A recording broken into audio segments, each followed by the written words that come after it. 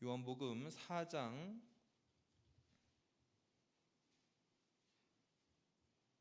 23절 말씀, 신약 148페이지입니다. 요한복음 4장 23절 제가 봉독하겠습니다. 아버지께 참되게 예배하는 자들은 영과 진리로 예배할 때가 오나니 곧 이때라. 아버지께서는 자기에게 이렇게 예배하는 자들을 찾으시느니라. 아멘. 네, 오늘은 이 말씀을 가지고 부흥 세 번째 시간의 말씀을 함께 나누도록 하겠습니다. 지난 시간에 저는 여호수아와 에스라, 느헤미야를 같이 살펴보면서 가장 최우선으로 우리가 회복해야 할 것이 무엇인가를 함께 살펴보았습니다.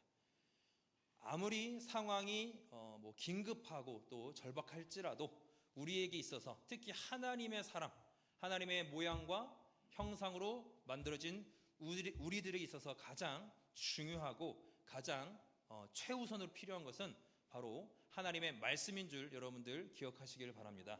말씀이 바로 서야, 말씀이 선포되어야, 말씀이 뿌려져야, 말씀이 자라나야 우리가 하나님의 백성으로서의 온전한 삶을 살아갈 수 있다는 것입니다.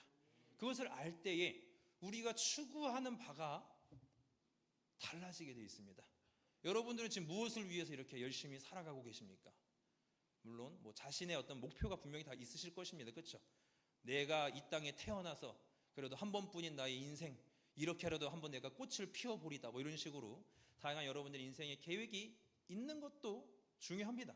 하지만 항상 우리들 하나님의 사람에게 있어서 가장 중요한 것은 무엇이냐면은 나의 목표도 있지만 나를 향하신 하나님의 계획을 그 위에 두고 우리가 우리의 인생을 살아가야 된다는 것입니다. 그래서 그것을 알아갈 때에 우리의 목표가 달라진다라고 했고요. 그러면서 제가 저희 한국 기독교 역사에서 되게 중요한 인물 중에 한 명이 누구였죠? 한 여성 제가 선교사를 소개했었는데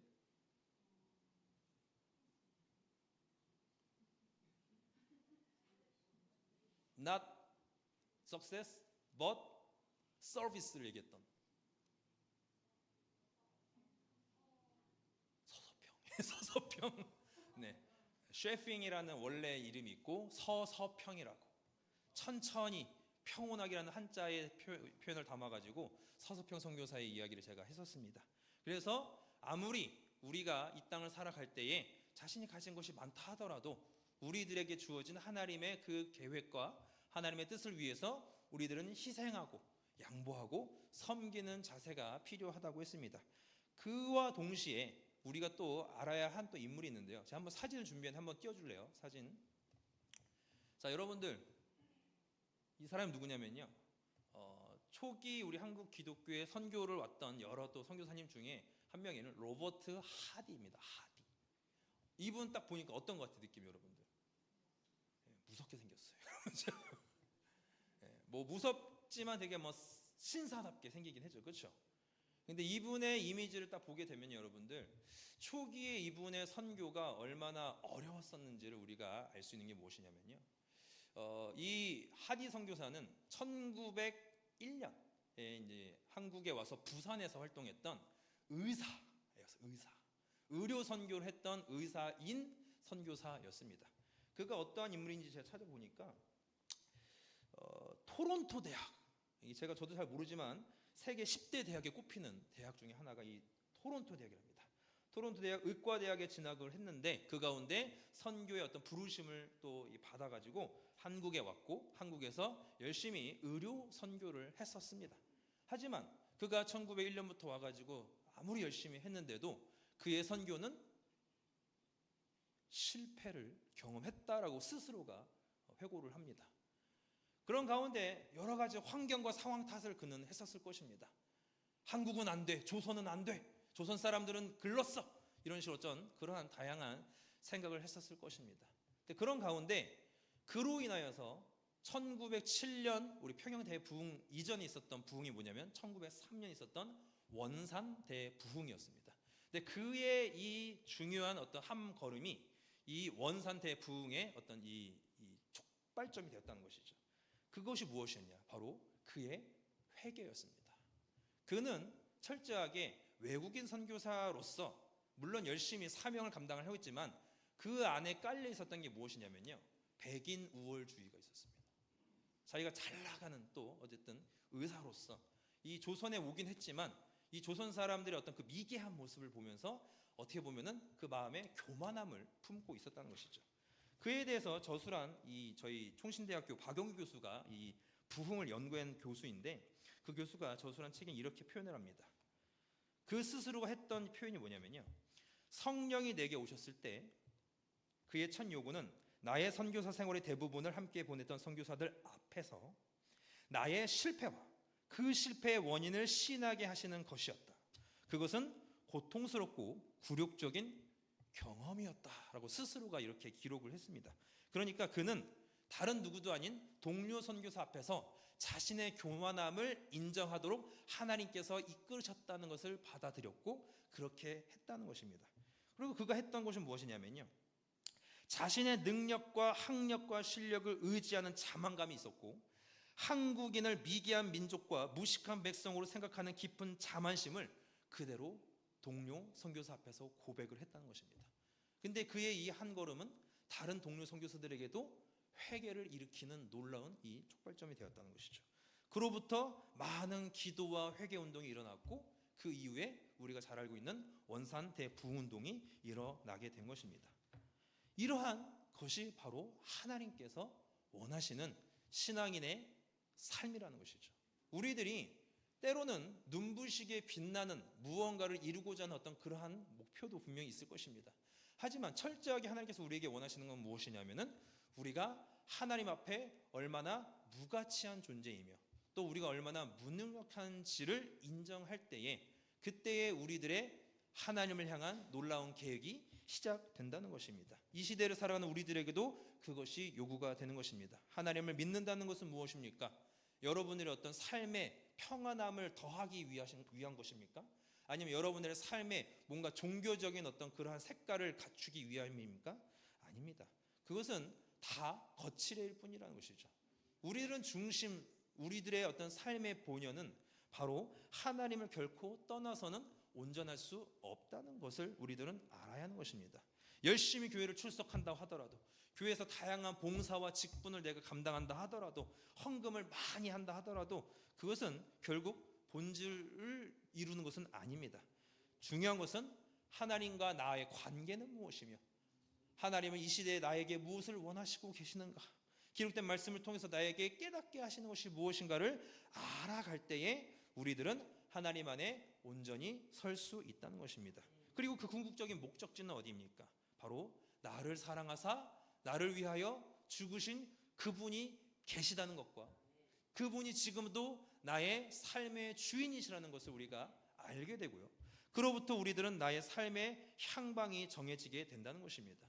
사도행전 8장에 보게 되면요, 이러한 사실을 깨닫고 놀라운 역사가 일어난 것을 기록하고 있는데요, 사도행전 8장에 가게 되면 여러분들 사도 빌립이 등장을 합니다. 그렇죠?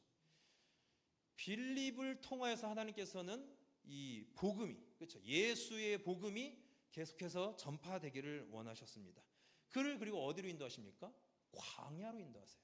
척박한 곳, 사람들이 많은 곳이 아닌 사람들의 발길이 닿지 않는 그 광야로 인도를 하셨는데, 거기서 이 빌립은 누구를 만나게 됩니까?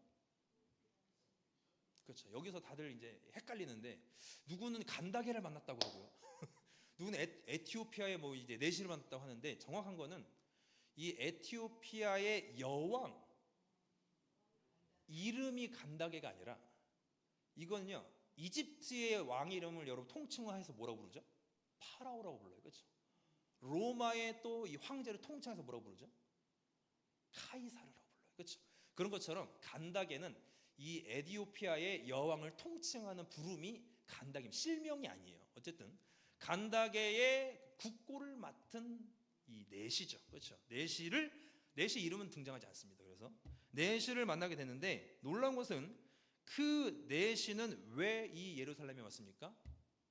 예배하러 왔다고 되어 있어요. 그렇죠? 놀랍게도 그 이방 땅에서 어떻게 하나님을 알게 되는지는 우리는 알 수 없지만, 하나님의 그 구원의 손길이 미쳐서 그 가운데 하나님을 예배하기를 원하러 장거리를 달려온 한 사람을 만나게 된 것입니다. 제가 한번 살펴봤어요. 얼마나 몰려왔나 했더니만 에티오피아에서 예루살렘까지 직선 거리가 약 2,000km입니다. 그리고 찻길로 따지게 되면요, 그거보다 2배인 한 4,000km 정도 된다고 합니다. 당시에 비행기도 없고요, 뭐 자동차도 없었으니까 차로 달려도 약 60시간 정도 걸리는 거리라고 하더라고요. 그만큼 예배에 대한 하나님을 알고 싶은 그 마음이 분명히 있었다는 것을 우리는 알 수 있습니다. 그 먼 거리를 달려와서 돌아가면서도 그는 무엇을 보고 있었습니까? 이사야의 책, 이사야의 글이 적힌 책을 보고 있었어요. 근데 거기에 있는 글이 무엇이었는지를 우리가 한번 볼 필요가 있는데, 우리 한번 이사야 53장으로 가보겠습니다. 구약 1033페이지입니다. 그가 붙잡고 씨름하고 있었던 이 하나님의 말씀이 무엇인지 이사야 53장 7절 8절, 우리가 알고 있는 고난받는 종의 이 장인데, 53장 우리 7, 8절만 같이 보겠습니다. 시작. 그가 곤욕을 당하여 괴로울 때에도 그의 입을 열지 아니하였음이요, 마치 도수장으로 끌려가는 어린 양과 털 깎는 자 앞에서 잠잠한 양같이 그의 입을 열지 아니하였도다. 그는 곤욕과 신문을 당하고 끌려갔으나 그 세대 중에 누가 생각하기를 그가 살아있는 자들의 땅에서 끊어짐은 마땅히 형벌받을 내 백성의 허물 때문이라 하였으리요. 아멘. 이 간닥의 내시, 그렇죠? 내시는 이 글에 등장하는 이 그가 누구인지 알고 싶었습니다. 근데 도무지 알 수가 없었던 것이죠. 그래서 성령님께서는 빌립을 보내요. 그가 알고 싶어하는, 그 갈급해하고 있는 그에게 이것을 깨닫게 해주는 것이 계속해서 사도행전 8장에서 기록이 되는 것이죠. 그래서 그는 계속해서 그에게 알려줍니다. 빌립이 입을 열어 그의 글에 시작하여 예수를 가르쳐 복음을 전했다라고 기록이 되어 있고, 그 36절을 보게 되니까 그 복음을 들은 그가 이렇게 얘기합니다. 길 가다가 물 있는 곳에 이르러 그 내시가 말하되, 보라, 물이 있으니 내가 세례를 받음에 무슨 거리낌이 있느냐 하면서 이에 명하여 수레를 멈추고 빌립과 내시가 둘 다 물에 내려가 빌립이 세례를 베풀고 둘이 물에서 올라올새 주의 영이 빌립을 이끌어 간지라 내시는 기쁘게 길을 가므로 그를 다시 보지 못하니라 라고 이렇게 기록이 됩니다. 그러니까 복음을 듣고 어떤 일이 일어난 거예요? 뭐 살펴보지도 않고 그것을 확인할 필요도 없다는 것이죠. 그렇죠? 복음이 들어갈 때에 성령 하나님의 강권적인 역사가 일어났고, 그로 인하여서 그는 세례를 받고 예수의 사람으로, 예수의 제자로 살아가기를 결단하는 놀라운 하나님의 역사가 일어났다는 것을 여러분들 기억하시길 바랍니다. 그러니까 복음이 들어가는 것, 그러니까 예배를 드리는 것도 중요합니다. 여러분들, 예배가 불필요하다, 의미 없다는 것은 아닙니다. 근데 예배를 드림에 있어서도 중요한 것은 무엇이냐면은 그 예배 가운데 내가 복음을 깨닫기를 원하고 복음으로 사로잡히기를 내가 원하는 그런 나의 어떤 준비된 자세가 필요하다는 것입니다. 여러분 일주일에 예배를 몇 번 드리십니까? 많게는 매일 새벽 예배 나오시고 수요 금요 예배, 주일 낮 예배, 저녁 예배 다 나오시면 10번 넘게 예배를 드리십니다. 그렇죠? 근데도 여러분 혹 그 예배 드린 가운데 그저 이제 습관처럼 그냥 마치 숙제하듯이, 마치 그 출석 도장 찍듯이, 마치 예전에 포도송이 있잖아요. 그쵸? 꽝꽝꽝꽝 찍어가지고 많이 모으면 이게 달란트 주고 이런 것처럼, 그런 것처럼 여러분들이 그런 거를 하기 위함의 목적으로 나오는 시간으로서 우리가 임해서는 결코 안 되는 것이 이 예배라는 것입니다. 물론 여러분들이 그런 가운데에도 조금씩 가랑비에 옷 젖듯이 우리에게 부어주시는 은혜가 있습니다. 하지만 항상 우리들이 있어서 필요한 것은 무엇이냐면은 오늘의 이 예배 가운데에도 하나님이 나에게 주실 은혜가 가득하기를 원하고, 또 그 가운데 나의 삶의 문제를 해결해 주실 하나님의 말씀을 듣고 깨닫기를 내가 원하는 그러한 나의 준비된 자세가 분명히 필요하다는 것입니다.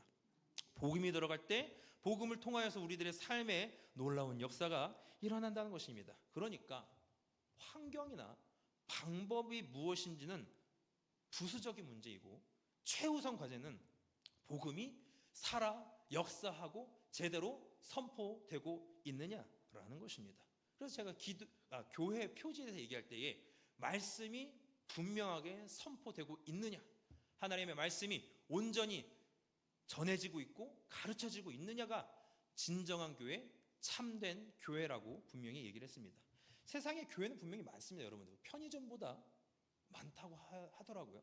편의점만큼 많은 게 교회다라고도 합니다. 그리고 그 중에는 메가 처치라고 해서 아주 큰 수천 명이 들어갈 수 있는 그런 교회도 참 많습니다. 그 중에 교회 성장학과 번영신앙의 상징 중 하나라고 할 수 있는 수정교회가 있었습니다. 크리스탈 처치라고도 불리고요.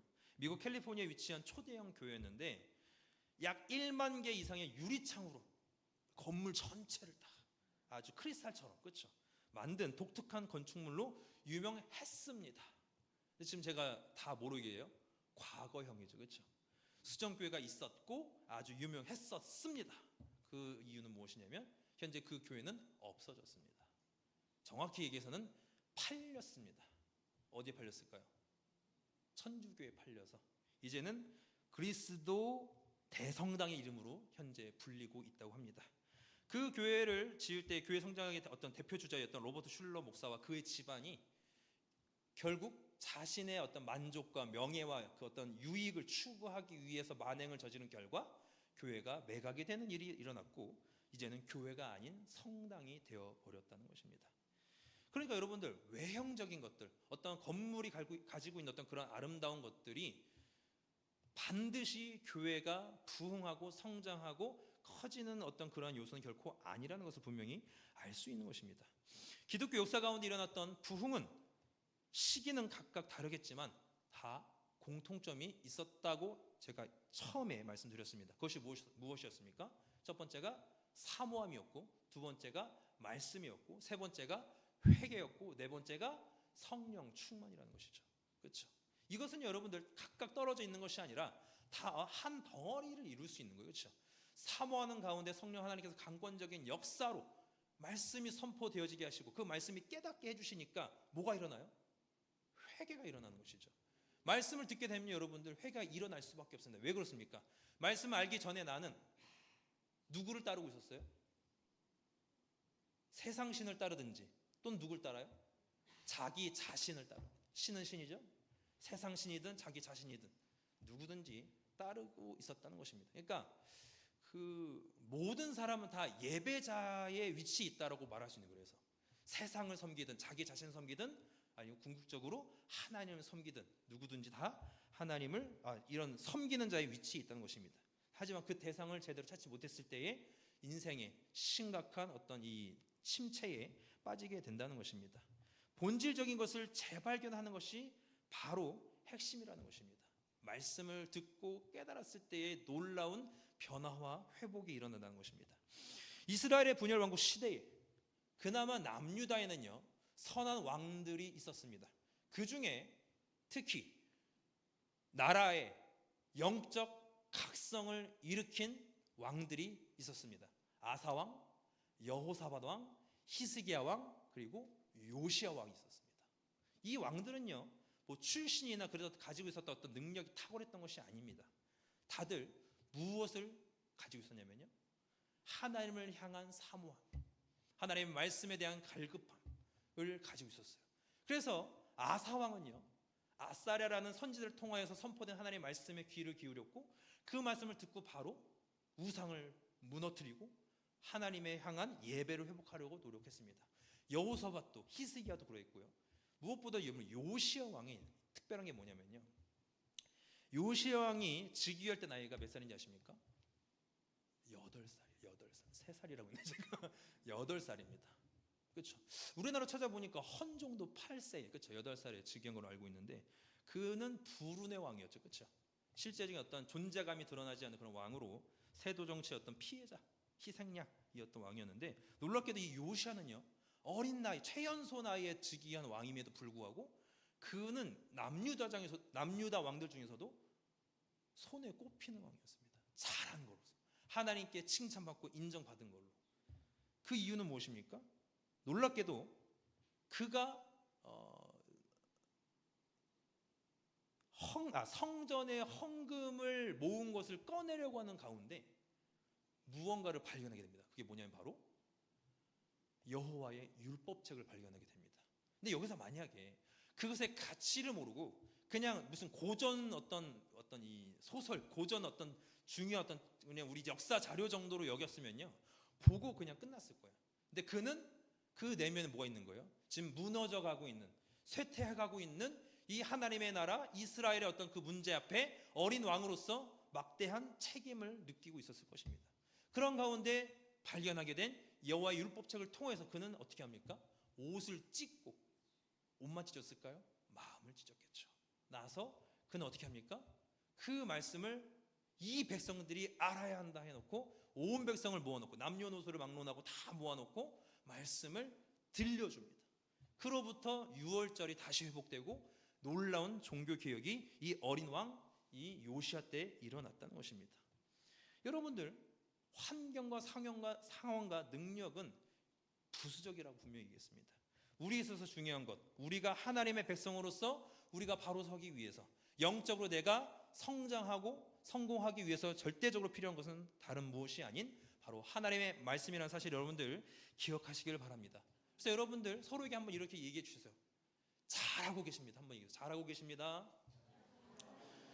바쁜 한 주를 살면서 이 수요일 밤에 하품을 하는데도 입을 가리면서, 그렇죠? 하루 종일 일하시고 여러분 피곤해 찌들어서 지금 그럼에도 불구하고 여러분 이 밤에 오신 것은 하나님의 작전 타임, 그렇죠? 하나님께서 이 시간 또 다시 한번 내가 살아가야 할 이 한 주 동안 하나님 무엇을 원하시는가, 나에게 필요한 삶의 자세가 무엇인가를 분명히 듣기 위해서 말씀에 귀를 기울이는 그런 여러분들의 자세가 있는 줄로 믿습니다. 그래서 본질을 아는 것, 바로 하나님의 말씀 안에 우리가 설 때에 우리가 인생의 놀라운 회복이 일어난다는 것입니다. 예배도 마찬가지입니다.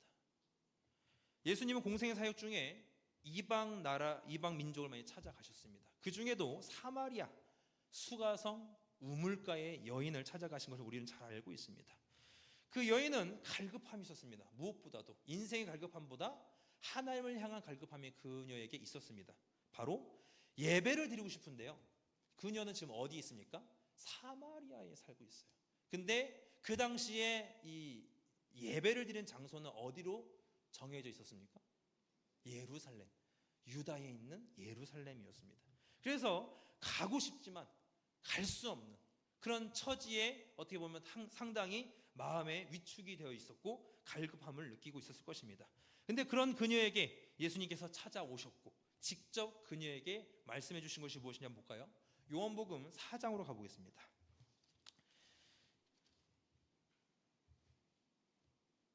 이 시대 예배자에게 필요한 중심이 무엇인지를 우리 요한복음 4장 21절 말씀을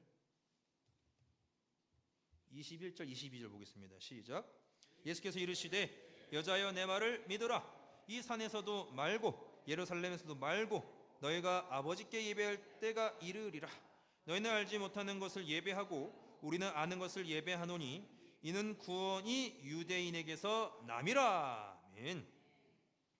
예수님께서 그녀의 질문에 답을 주시는데요, 여기서 핵심은 무엇이냐면은 그동안 유대인들이 강조하고 있었던 그런 것들조차도 사실은 본질을 놓치고 있었다는 것을 이야기하고 있습니다.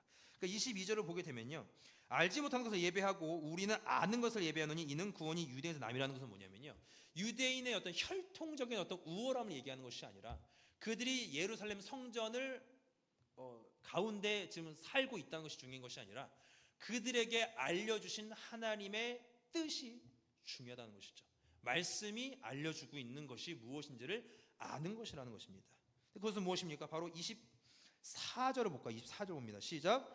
하나님은 영이시니 예배하는 자가 영과 진리로 예배할지니라. 아멘. 이것은요, 몰랐던 사실을, 기존에 있지 않았던 어떤 진리를 처음으로 예수님께서 드러내신 것이 아닙니다. 이미 일찍이 하나님이 누구이신지, 하나님의 백성인 이스라엘 백성들은 어떻게 하나님께 나와야 하는지 이미 구약 성경 사건 기록 가운데 분명히 다 알려주셨습니다.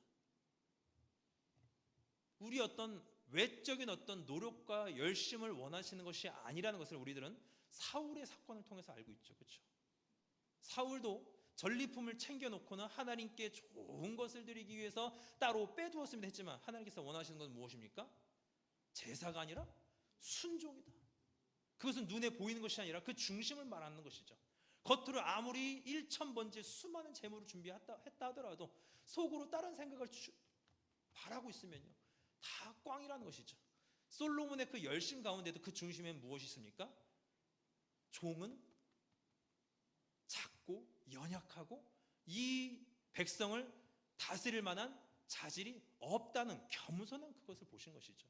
그리고 그가 하나님께서 원하는 것을 말하라고 했을 때 무엇을 말합니까? 지혜지만 그것보다 먼저 말하는 것이 무엇입니까? 듣는 마음이라는 것이죠. 듣는 마음이 지혜라는 것이죠. 하나님의 말씀에 귀를 기울이는 것이 지혜라는 것이죠. 그것을 깨닫고 그것을 고백한 그에게 하나님께서 부와 명예와 그 외의 모든 것을 더하여 주신 것을 우리들은 기억해야 되는 것입니다. 하나님은 우리의 중심을 보시고 우리가 하나님 앞에 겸손히 나아가는 것을 원하신다는 것입니다.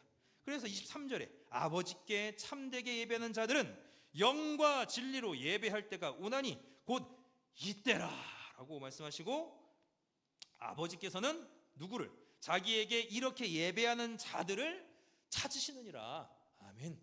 이것은요, 이 당시에 수가성 여인에게만 한 말씀이 아니라 오늘을 살아가는 우리들에게도 주신 말씀이라는 사실 여러분들 기억하시길 바랍니다. 여러분들 하나님을 찾아 하나님의 말씀을 듣기 위하여 이 자리에 나오셨습니까?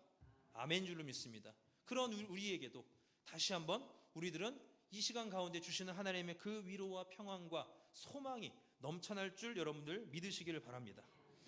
그래서 우리들은 무엇으로? 영과 진리로 예배하라는 것입니다. 그러니까 부흥을 우리가 원한다는 것은요, 그것은 결국 무너져 있는 나의 삶, 지금 무질서한 나의 삶이 있다는 것을 우리들은 인정을 하고, 그리고 그 가운데 다시 한번 질서의 하나님께서 들어오셔서 그 가운데에 내가 하나님을 나의 삶의 왕좌에 모시고 내가 살아갈 때에 분명한 그때의 삶의 이 질서와 또 삶의 평안이 시작된다는 것을 우리들은 알아야 하는 것입니다. 그래서 이렇게 허락된 예배는 우리에게 하나님을 만나는, 하나님의 그 은혜에 사로잡혀지는 시간이라는 것입니다. 그래서 이런 표현을 우리가 조심해야 돼요. 예배를 한다, 예배를 본다. 물론 여러분들 가능은 합니다. 틀렸다는 것은 아닙니다. 근데 우리가 좀 더 예배의 어떤 그 실제적인 어떤 의미를 알기 위해서는요, 정확한 표현은 드린다라는 표현이 맞습니다. 그렇죠? 우리는 하나님께 예배를 드리는 자라는 것이죠. 왜 그렇습니까? 우리들은 단순히 어떤 무언가를 보러 온 것이 아니에요. 무언가를 들으러 온 것이 아니에요. 나에게 이미 주신, 나에게 이미 허락하신 하나님의 은혜와 사랑과 구원에 감사하여서 내가 하나님을 섬기기 위하여 하나님의 영광을 내가 인정하는 이 자리 가운데 나온 줄로 믿습니다. 네, 여러분들, 그래서 우리들은 예배 가운데 은혜를 받는지 못 받는지는요, 환경과 상황을 탓할 수 없다는 거예요. 이 시대에는요, 좋은 교회는요, 아주 좋은 어떤 환경을 갖춘 교회라는 인식이 있습니다. 그래서 교회를 이사를 가거나 어떤 특별한 경우로 교회를 이제 정해야 될 때에 제일 중요한 것은 사실 어떻게 보면 그 교회가 그 말씀 위에 제대로 서 있느냐인데, 그것보다도 그냥 내가 원하는 것, 어떤 찬양팀이 아주 멋진 어떤 이런 그 사운드를 내고, 또 성가대가 아주 웅장하게 어떤 감동을 주는 어떤 그러한 이 찬양을 할 수 있어야 되고, 또 어떤 교회 환경이 아주 쾌적하고, 그렇죠? 마치 깨끗하고 환하고 밝고 이런 것을 기대하면서 가는 경우가 있습니다. 왜 그럴까요? 그런데 가야 은혜를 받을 수 있을 거라는 잘못된 기대를 한다는 것이죠. 물론 일부러 우리가 더럽게 해놓을 필요는 없습니다. 그렇죠? 최선을 다해 우리가 닦고 쓸고 우리가 정돈하는 것은 분명히 필요합니다. 하지만 그러한 것들이 안 갖춰졌다 하더라도 우리는 은혜를 받을 수 있다는 것을 기억이 되는 것입니다. 화려한 조명, 여러분 화려한 음향, 화려한 어떤 영상, 그거 다 전기 끊어지면 소용없는 것들입니다, 여러분들. 근데 놀라운 사실은 무엇인지 아십니까? 과거에 기독교의 역사관에 있어도 놀라운 부흥은요, 그러한 것들로 인하여서 일어난 것들이 아니라는 것입니다. 그렇죠? 빈들에서 막 이런 어두침침하던 천막 가운데에서 마이크 없이 그냥 사람의 육성 가운데 귀를 기울이는 가운데 하나님께서 보여주시는 놀라운 어떤 그러한 역사 가운데 부흥이 일어났다는 것입니다. 결국 예배드리는 자가 어떻게 임하느냐, 사모함이 있느냐, 말씀에 갈급함이 있느냐, 회개하며 하나님 앞에 엎드리느냐, 성령 충만한 가운데 서느냐, 그것이란 것입니다. 비가 줄줄 새는 천막에서도 풍금 하나 가지고 찬양할 때에 은혜 받으며 눈물 흘리며 회개했던 다들 경험이 있으실 것입니다. 말씀 공동체로 모였을 때에 그 가운데 모시는 그 은혜를 누리면서 열심히 전도하며 선교하며 봉사했던 것을 여러분들이 기억하실 것입니다. 하지만 점점 세상은 이 시대에는 그러한 것들이 아니라 세상적인 것들로 갖추어져 있는 것이 좋은 교회요, 성공하는 교회요, 잘 나가는 교회라고 그렇게 속이고 있는 것입니다. 여러분들 오해하지 마시고 여러분들 분명히 기억하시길 바랍니다.